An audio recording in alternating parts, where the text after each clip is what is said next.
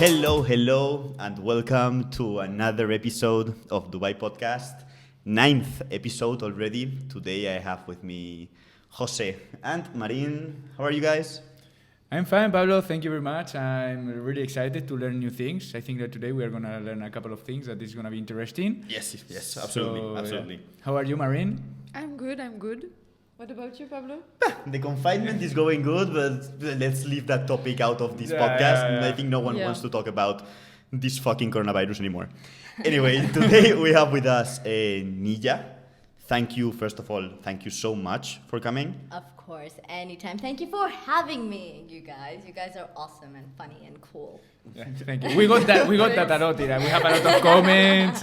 People loving us, everything in the directs. People like a lot of hearts and everything. You know, in the streets, they ask us to sign and everything. Yeah. So. It hasn't happened this to me yet, maybe. Autographs and everything. Maybe it's to them, but not to me. It hasn't happened yet. Yeah, that's it. Let's see in the future. Because I think maybe it's my biceps, I don't know, bro. Bro, you have a big confidence today.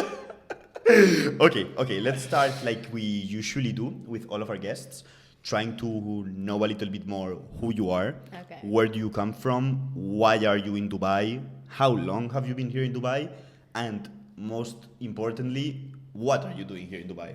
So, Nija, explain to us. All right. Okay, so let's start with, I'm Nia, and I'm from India, but Where in India? We're from Kerala. Okay. Kerala. South. I think that half of my colleagues are from Kerala. They say it's I'm really not beautiful, surprised. no? Huh? It's really beautiful. Have you in there. been? No, but everyone speaks so good about it. Yeah, true. No, They say like it's like it's very lots of green. green, yeah. It's very green. But yeah, so I'm from Kerala, but I grew up in Dubai my whole life. Okay. So I went to school here, and then I went to the UK for university. So I was there for 5 years. That's where I did my naval architecture. And then once I graduated, I came back here to Dubai because my family's here. So now I work here part-time with my family company and part-time at another organization called Academy. So it's a future-focused, wisdom-based learning for high school students. And yeah, that's pretty much what I do here right now. Okay. Sounds very interesting. But okay, let's go and speak about, because you came to us, like you gave us like so many things that you do and so many things you know about that we have, to be honest, no idea about, and we want to learn. And the first thing that you told to us, and I'm really, really curious about, it's the thing that you are, I think, training to be a hypnotherapist. Yes, a hypnotherapist. Okay, first of all, I have to say, I'm skeptic. I'm skeptic about it. I'm Me skeptic too. about this. Me too. Like, is this actually true? Mm-hmm. Can you prove me that this actually works? Are you training? How long have you been training in this? So I started in October. So first of all, I want to break the misconception about around it. Mm-hmm. So when you first hear about hypnotherapy or hypnotherapists, you first think about someone on stage saying, Exactly. okay, now you're going to act like a dog. You know? Yeah. Or So- Pablo, steal this bank for me, No, yeah. Or like, what Exactly. color am I thinking about? What color am I thinking about? Yeah. So this is the thing. So that's what a hypnotist does. But what I'm training to be is a hypnotherapist, and this is completely different. So this is working with your subconscious mind. So where this comes from is, let's say you have an anger issue. Okay, you are a very angry person. Something happens, and you just get furious and you break things or whatever. Marie. But this is a No way. but this is a programming that you have. So with hypnotherapy, what you can do is work with your subconscious mind and reprogram that. Okay. Like Would- a PC. Okay. Like Let me restart. understand. Let me understand this properly. Like, can this be? Would it be helpful? Like, for example, like smoking or 100%. like biting your nails thing. So majority of the people who go to hypnotherapists are smokers, first of all, and there's like a whole section, a whole module just like for that. But it's smoking, nail biting. These are all like programmings that you have. Think about it like, let's say you picked up smoking because of social. What do you call it when you? Yeah, social Social interaction. smoking. Yeah. Exactly, but if that's the only case, that's one of the reasons where you could pick up smoking. Another reason could be because of a void. You're filling in a void with smoking because you associated smoking to a feel-good factor. So it's when you identify what that is, you can easily reprogram that. How? I mean, okay. For example, me, I bite my nails. I've been biting my nails since I'm 10 years old. For the last 16 years, I bite my nails. Can you show them into a camera, man? It will seem too far away. Okay, so let's say if you How want long would it take me? So it really depends from person to person and what like their cases are. But on average, if you go to a hypnotherapist, on average, it should take about 3 to 7 sessions. If you go more than that, then it's wrong. You're going to the wrong person. If it's less than that, then it's not real worth. problem. You cannot restart your brain, you know. But with hypnotherapy, you wouldn't believe me, but you work on allergies, you work on autoimmune diseases, you work on things like anything that you have to do with your mind or your body. You can work with hypnotherapy. Okay. Yeah. Okay. Let me understand a little bit more because I'm actually interested in this. You know what? It's like you lay down like this in the typical therapy session. Yeah, you see, look at this. No. Okay. And in 60 seconds. So how about this? I will take you guys over through the theory of the mind. So your mind is split into 2 parts. You have the conscious mind and you have the subconscious mind. So 20% is your conscious mind and 80% is your subconscious mind. So when you go to a normal psychologist or therapist, you usually work with your conscious mind because you go to them, you speak about your problems. That's what you do because you're using your conscious mind. But all your programmings, how you behave, all your interactions, everything that you do without thinking, it's all in your subconscious. Even when you're driving, I'm sure you guys been in situations where you're driving and then you reach your destination, you're like, shit, how did I get here? Yeah, it happens in the morning usually when you're asleep. Because it's in your subconscious mind. Yeah. So through hypnotherapy, what you do is you go through your first starting with your conscious mind. Now you get to your subconscious mind, and with your subconscious mind, you dig up problems and you get through issues because when you're in your subconscious mind, you don't have a critical filter. And your critical filter makes you doubt, oh, maybe it's this, maybe it's that. Once you don't have that, whatever comes up is directly linked to the issue. And this is what the subconscious mind does. So using hypnotherapy, you can get direct access to that information without your critical filter or critical mind. Okay. But you are going to school to learn that, or how? Yeah. How do you learn this? So this is a center called Illuminations. You guys should check it out. Fantastic center. Okay. So- Here in Dubai. In Okay, Dubai. for people to know, go to In Illumination. Dubai, exactly. It's in Dubai, It's and like, the name is like illumination, you know. We're gonna illuminate you. it's a wellness center, and it's a this module is a five modules. So and each module takes about 5 days or so, and each day is about 7 to 8 hours. And so you basically go in, you have all your peers, like people around you, and then you do your practicals, they teach you how to do it. And it's so interesting because the way I got into it, it's a very funny story. So I do yoga, and one day, this was 2 or 3 years ago, my mom goes like, Nia, like I'm going to a yoga retreat in Iceland. Do you want to come with me? And I'm like, yeah, sure. Like yoga retreat, why not? Oh my God. In Iceland. The typical vacation. You know, I've done that many times, you know. So I'm We like, actually went to a yoga class, by the way. We Yeah. brought a yoga teacher and we went to a hot yoga class. Yeah. oh really? Me and him, We yeah. were the And best how of did the I lesson. go? Huh? We It were was, the it was best. amazing. It was amazing. We have not been back, but due to the confinement. If not, we would be going back. Sarah, if you're listening to this, we will be back. No, so I go there. I'm like, okay, my mom knows what she's doing. It's a yoga retreat. I go there. The very first day, I go to the organizer and I'm like, so when are we going to start the yoga classes? And she looks at me like in a weird way. We're not going to be doing yoga. And I'm like, excuse me? She's like, this is a hypnotherapy retreat.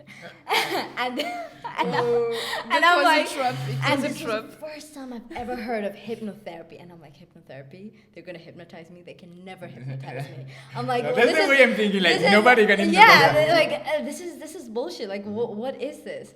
And I went up to my mom and she's like, oh, they asked me to get a yoga mat. That's why I thought it was a yoga retreat. I'm like... You have a yoga mat. You have a yoga mat. Oh no. Okay. Has hypnotherapy something to do with meditation? Because I've seen that you also like know how to meditate. So, like there's like a process of exactly. meditation. So I would say it's a very hypnotherapy is similar to guided meditation.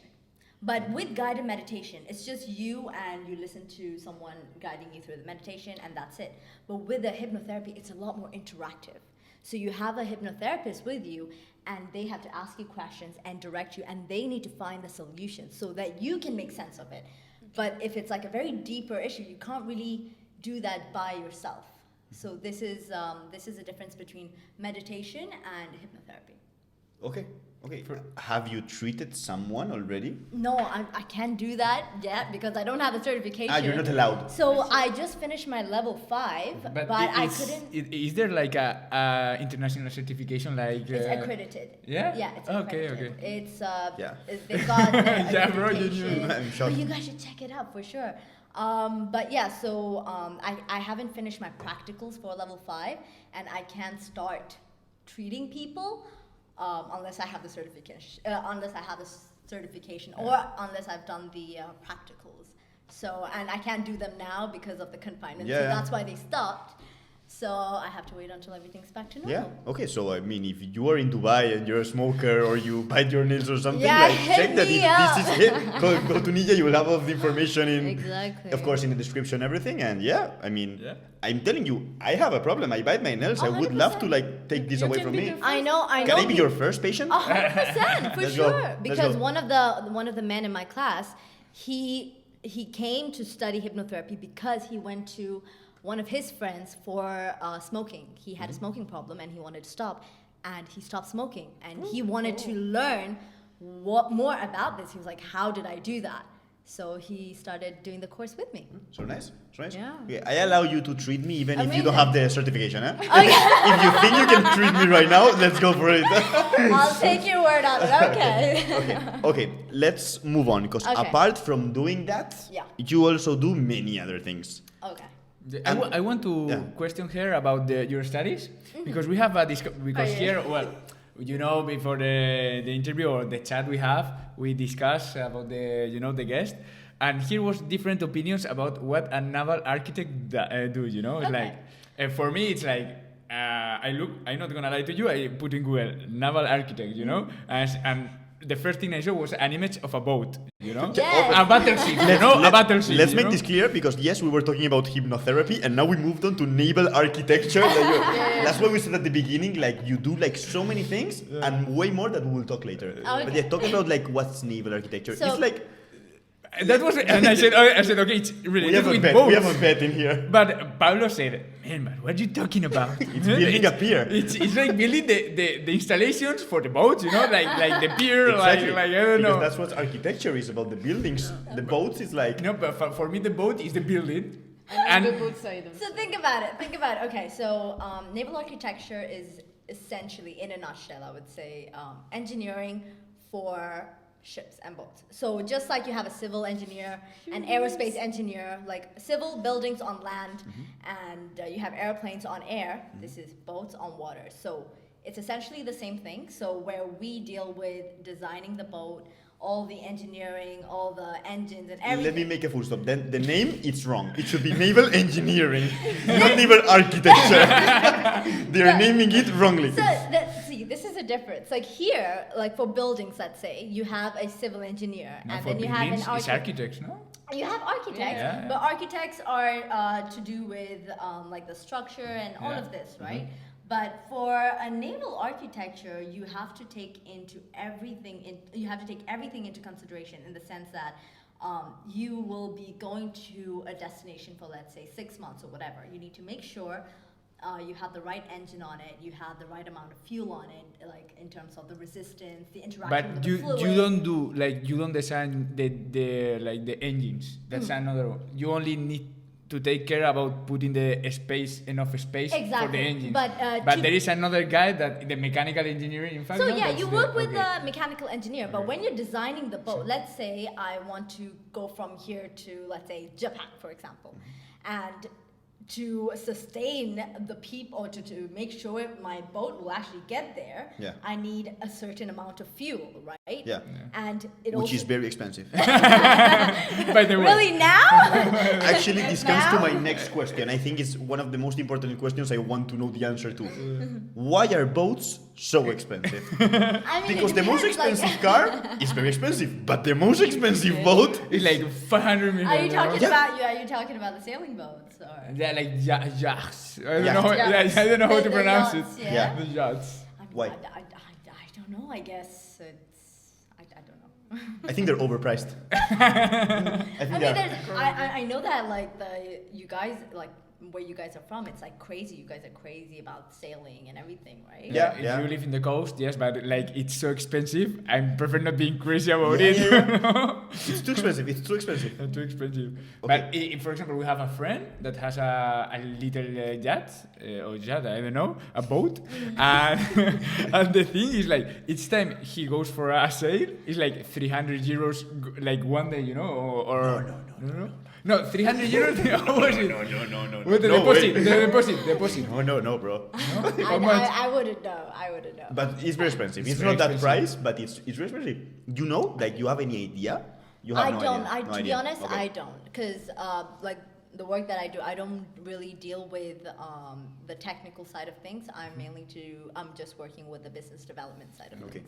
Maybe you don't know because you're a naval architecture and not a naval engineer. They do have marine engineering, but marine engineering, yes. Yeah, they do have marine engineering. Marine engineering. Yeah, but they don't deal with the design of it. Okay. But yeah. And I have a question. Which is your favorite boat? For example, mine is Santa Maria. It's the boat that discovered America, you know. Okay. Spanish boat. Spanish made. So this is the thing, right? Try to answer that, yeah. Okay, to be very honest, I do not have a passion for boats. The only reason I got into it is mainly because I have a family business. My sister, I have a twin sister. So my sister and I, we got into this mainly because we have a family business and that's it. But when I got into the course, we had about like 23, 30 people on it.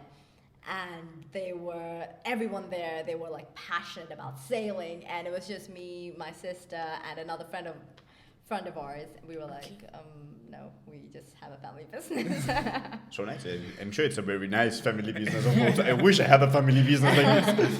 Okay, I want to come to the next point. Something that you told us, and I feel that it might be really useful for us that we do a podcast. Yeah.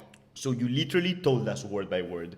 I know how to explain how to have meaningful conversations with somebody and to develop that skill of having meaningful conversations with someone. Yep. Yeah. I feel that it's something really useful, and actually for us and in a podcast that we have literally conversations with people, the more meaningful, the better. Yeah. So what is this skill?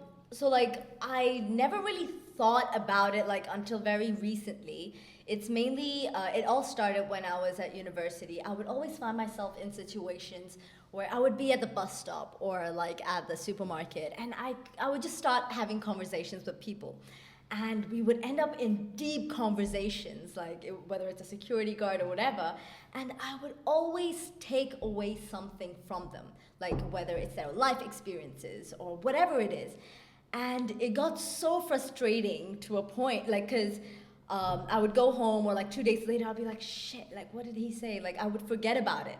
And that's when I decided, okay, you know what, I'm going to start recording it. And that's why I started my page, Nirvana, where I record people, like the palms of people that I have conversations with.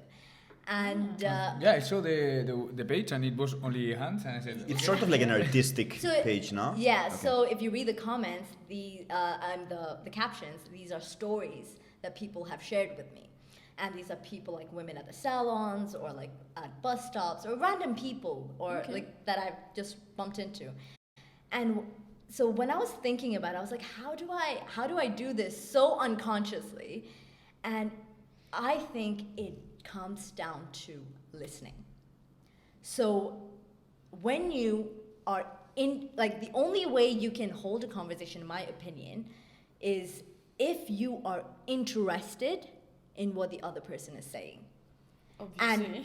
And the way to develop that skill is to have that mentality, what can I learn from this person? And I always, when I end up speaking to people, I always go with a mentality that I don't know anything. And this person has something that I can learn from. And once you do that, you immediately, first of all, you stop judging them. You don't have any sort of what's that word? You don't have any sort of assumption of who they are, what they are based on their race, or what they look like, what stereotypes. You don't judge them for the way they look. You're only going for what they have inside their mind. And then you realize you know nothing about people. So one of like the most interesting, one story that really took me back was when I was in Houston and I was in an Uber. I was going somewhere, and my Uber driver, he was one of the happiest and the most jolliest person I've ever met. And we were having a great conversation, and he was so lovely. And I was like, I have never met anyone like you. Like, what's your story? And this is one of my favorite questions. I always ask them, what is your story? And what? And one thing. It's a deep question. And and it's crazy, and it's amazing what like people answer to that. You know, when you ask them what's your story, they'll be like, oh shit. How many hours do you have? And what he told me was, and he started off with this, and it took me back. He was like, I just don't understand. I don't understand how someone can be so angry for 2 hours that he could drive 2 hours to a place and kill somebody. And I'm like, what? Excuse me. And he was driving you at that moment. And he was driving me, and I'm like, And then he explained, he was saying how his sister's ex-boyfriend drove for 2 hours to her accommodation at university and shot her 5 times in the parking lot. What? To his sister. Yeah. And I'm like, here, I'm in a car with someone who's so happy, so jolly, and when I asked him for his story, this was the first thing he said. And I'm like, and that just blew me away, and I'm like, what does that really say about this person? Like, what does that say about people who you meet and what they choose to show you and what they really have inside? That's a crazy story, huh? It's a crazy story. It's a right? crazy story. Completely unexpected. And he's right. This guy is right. Like, how are you angry during 2 hours to drive and do something like this? Exactly. Yeah. Crazy, huh? Yeah, and then I could share more stories, but I don't know if we have time. So when you meet someone and you ask for a story, then you ask at the end. You ask them, can I take a picture of your hands like this? So the reason why I decided I wanted to go with palms is that if I go like, can I take a picture of you? The face and everything, it's too much. They get different, and they don't want, they don't feel safe, especially if it's someone you barely met. Yeah. So the reason why I go with palms is, open palms for me is like a state of being open and vulnerable at the same time. And the lines on your palms, they're always different. You can never find two hands that have the same unique. lines. Yeah. They're very unique. So it's like your identity. And the reason why I went with black and white is because so that you don't see the race. You don't see the race. Yeah. So you only see the stories, and you cannot tell where they're from and who they are. You can't even tell if it's a boy or a girl. You can't even tell if it's a boy or a girl. So it's very smart. It's a very nice idea. Actually, for sure we will put like the link to this your page, because it's so nice. I actually read some of the stories, but I didn't read that one of the Uber driver. I would have been very shocked if I read that one. Huh? So some people ends up speaking about the weather. Yeah. And other people about what's your story. You know, Yeah, in life. what's more interesting and more meaningful? This thing. Yeah, true. Ask her, bro, the question that we make to all of our guests. Yeah, but before I want to know, can we extrapolate this to, like, for example, here we did in the podcast some Tinder specials, you know. So That's not meaningful at all. It's not meaningful at all, but I mean, imagine that you're in a date and you don't know what to speak about. No, you want to have a meaningful like conversation at least. Yeah. You can extrapolate in those situations as well. No? So one thing I've noticed through when you speak with people, everyone loves talking about themselves. We learned that by doing this podcast. Everyone loves talking about themselves, but everyone also puts a filter. So go ask them questions that they haven't even thought about. Yeah. You know? So, for example... Out of the comfort zone. Exactly. Yeah. So, for example, if you might come across people who are like smiling all the time and whatever, try asking them, what exactly are you hiding? Why do you smile? There's always a reason for it. Yeah, why are you smiling? I think she has a lot of things to hide. Because you guys make me smile. Yeah. No, but it's true. The people like to talk about themselves, and it's true, all of these meaningful things and getting out of the comfort zone. It's always very nice, you know? Yeah. You learn things about everyone. And for future guests, for them to know that this is all like improvised thing. Yeah. We have not planned anything with you. Like, we always come here and Yeah. just talk and talk and talk. Yep. And it's actually the first time we're having a chat with you. Well, yeah, you came before here and everything. But it's actually the first meaningful chat Yeah, that we have agree. with you, as it's been with all of the guests that we've brought here. So, Can you answer now? Yeah. So we always ask to our guest what's the thing they like the most about Dubai. It can be anything, like One place. thing- I don't know. Related to the culture, where we Yeah. say like a place, a beach, a restaurant. or activity maybe. Yeah. Your favorite thing about Dubai? My favorite thing about Dubai, I must say the first thing would be the beaches, for sure. And the second... You have beaches in Kerala, But they're not this nice. But the second thing, I feel like Dubai has a lot of hidden gems. So hidden gems in the sense you would really have to go in and find. So for example, I'm a salsa dancer. And when I first moved back here from the UK, I'm like, what do you do in Dubai? There's nothing to do here in Dubai. But if you go out and explore, you can find all these hidden gems. And because of that, I know how big the salsa bachata community here is. We had a professor of Have you salsa danced with bachata. Juan Saturria? DJ No. Tolentino. He's the best salsa teacher here in Dubai. Yeah, he came here as a guest. We will get you in Oh, contact with shit. him. Okay. He's doing online courses right now. I think no? so. I think so. Amazing. He's so nice. He's so nice. Or Yes, he's salsa, bachata, and reggaeton. from Dominican Republic. Yeah. Nice. Italian, Amazing. Dominican Republic. Maybe yeah. I've seen him on Nights Out. Like they have a Probably. lot of. Everybody salsa. has heard about DJ Tolentino. Everyone has never. If you went out, you've seen. I must Diego have seen him. Tolentino. Yeah. Juan, like big hug from here for you're listening to this. Yes. Okay. So that's your favorite thing about Dubai. Yeah. Okay. The social, like the night out and everything. Yeah. So nice. So nice. That's a different answer that we're Wait, usually. is the one first more. time. One more. Go for it. Gravity gym. I thought you were gonna say Zero zero gravity. gravity. No, not zero. There's a difference. It's a calisthenics gym. You guys should check it out. Where is it? I think we'll It's have one in friend Al going. Quoz. Okay. It's in Al Quoz. I think Alan is Yeah, going one there. friend of ours. If called I'm it. not home, when I'm done with work, that's where I go. Like that's the first thing I go. And it's amazing. The people that go there are amazing. The classes that they do are amazing. You guys should check it out. It's my favorite place. Yeah, sounds nice. I think we had really Gravity. like good comments about this place. Yeah, It's not the first time that they tell to us. I think But that. yeah. Yeah. It's this place, yeah, the calisthenics team. Yeah.